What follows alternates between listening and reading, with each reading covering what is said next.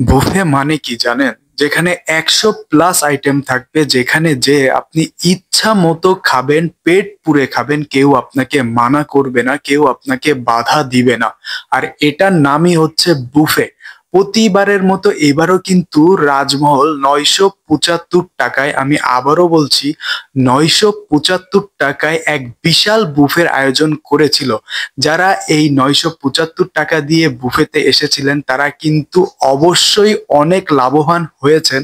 আর যারা আসেননি তারা এই ভিডিওগুলা দেখে অবশ্যই আফসোস করতেছেন। এইখানে ১০০ প্লাস আইটেম ছিল। সো সবগুলোর নাম বলা সম্ভব না। তারপরেও আপনাদের একটু বলে দিই, বারবিকিউ হট উইংস, থাই কুরমুরে chicken, lemon chicken item, egg korma item, chicken curry item, তারপরে হচ্ছে চিকেন রোস্ট আইটেম ছিল, বিফ নেহারি আইটেম ছিল, বনলেস বিফ ভুনা ছিল, তারপরে এখানে ফ্রুট কেক আইটেম ছিল, তারপরে পেস্ট্রির অনেকগুলো আইটেম ছিল, তারপরে হচ্ছে আপনার পুডিং আইটেম ছিল, তারপরে এখানে শাহী টুকরা, অনেক আইটেম ছিল যেগুলোর নাম জানি না। ফুচকা আইটেম ছিল, আস্ত খাসি, তারপরে হচ্ছে আপনার আস্ত মুরগি, তারপরে ফিশ বারবিকিউর আইটেমও ছিল, চা কফির আইটেম ছিল, তারপরে এখানে আপনার corn soup, Thai soup. So আমি যেগুলা খেয়েছিলাম, পেস্ট্রির আইটেম নিয়েছিলাম কিছু পাস্তা। সো আমার কাছে কিন্তু পেস্ট্রির আইটেম আগে থেকেই অনেক ভালো লাগে।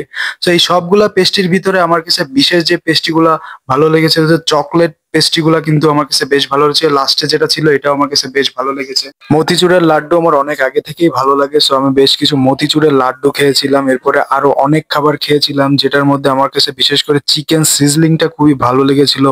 মাসালা পাস্তাটাও অনেক ভালো লেগেছিল। ওভারঅল সব খাবারগুলো কিন্তু বেশ ভালো ছিল। আপনারা জানেন যে রাজমহলের খাবার এমনিতেই সুস্বাদু হয়। আর এইখানে কিন্তু খাসিটা ভাগ করে দিচ্ছিল। সো এখানে কত ভিড় ছিল সেটা কিন্তু আপনারা দেখতে পাচ্ছেন।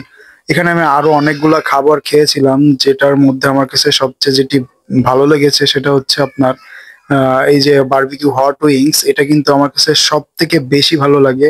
আর এইখানে আরেকটা আইটেম হচ্ছে জিঞ্জার বিফ, এটাও আমার কাছে বেশ জোস লেগেছে।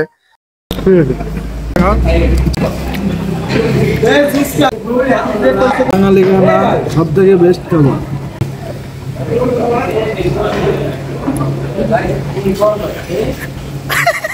এবার কি বলবে? আমার আবার কি করে না বুঝলাম না কথা। ও সে পুরা অমৃত একটা স্বাদ দেয়, একবারে ভাষায় প্রকাশ করা যায় না। মাশরুম আসলে এটা স্বাস্থ্যের জন্য ভালো, প্লাস আমি পছন্দও করি, ঠিক আছে। কিন্তু আসলে দুঃখের বিষয়, ব্যাড লাক যে মাশরুম আমি আসলে খুঁজে পাচ্ছি না। অবশ্য ছিল এর আগে যারা আসছে এটা নিয়ে নেছে, ঠিক আছে। ও ভাই একবার অমৃত ভাই, দেখেন দেখেন একবারে ঢেলে ঢেলে দাও মামা, একবার ভরে ভরে খান মামা। দিবি না সস, দিবি না সস?